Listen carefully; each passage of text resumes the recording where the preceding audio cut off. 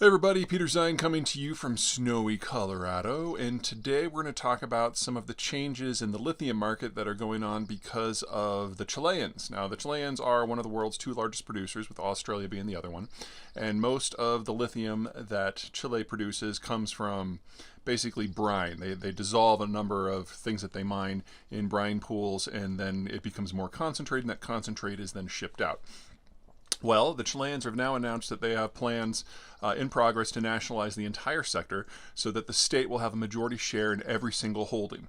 Now, in a lot of sectors, when countries, especially in Latin America, nationalize things, that's a code word for I'm just going to steal this all and strip it of parts and melt it down and make as much money as I can and leave nothing behind.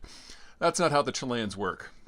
The Chileans are looking to take control of more of the production process. Now, they have done this before with the copper market about 50 years ago.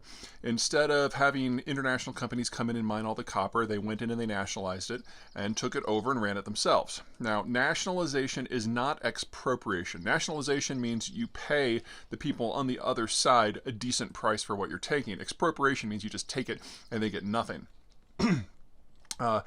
One of the problems that the Chileans had 50 years ago is they discovered when they successfully took it over and ran all the mining themselves, they were dealing with the exact same companies internationally who would then buy the ore and smelt it into metal and go on. So while yes, the Chileans did take control of their own mines and at least the base materials were still produced in Chile by national companies, they missed out on a lot of the important value add where the real money is. And the reason the Chileans are thinking of doing this with lithium now, it's not that they haven't learned, it's that they've seen someone else do something that might actually work better. A few years ago, the Indonesians, who were the world's largest producers of nickel ore, banned the export of nickel ore. Not necessarily nationalized, but they forced the production of processed nickel within their own borders. So they, instead of necessarily taking everything from themselves, they forced industrial plant to be built in Indonesia in order to supply international markets.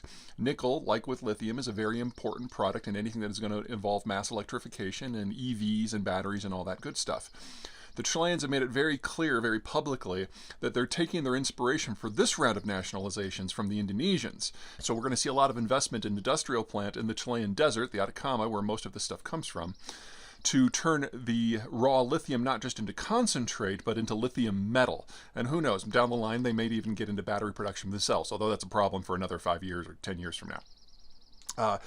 Winners and losers. Now, the biggest winners obviously are the Chileans themselves. The process of turning raw lithium into concentrate and then onto metal is not particularly sophisticated, but it is a value-added product, and it's something the Chileans have always been aiming for. I have no doubt that they can do it, especially if they get a little help from foreign investors. The biggest losers are, at the top of the list, the Chinese. The Chinese have spent a huge amount of effort in the last decade or two in building massive processing capacity for copper and for lithium in China and then just importing the raw product, and Chile has arguably been the biggest loser from that. Well, the Chileans are now taking some of that back, and if they have even moderate success with lithium, you can bet your ass they're going to do the same thing for copper as well, which is going to leave all that industrial plant in China stranded without supplies. Now, if you're like me and you think that China's going down, or if you're a more traditional economic nationalist and you just don't like the idea of trusting a genocidal dictatorship for your raw material supplies, this is actually a really good thing for most of the world, especially for the United States. We've known that we need to massively increase the industrial plant and especially the processing capacity for a lot of these green tech materials on a global basis because it's too concentrated in China. Well, the Chileans are kickstarting that process for lithium, and I have no doubt that in a year or three, they're probably going to do the same thing for copper.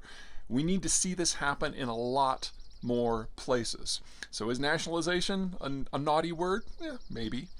But that doesn't mean that it can't benefit everyone except for the Chinese over the long run. All right, that's it for me.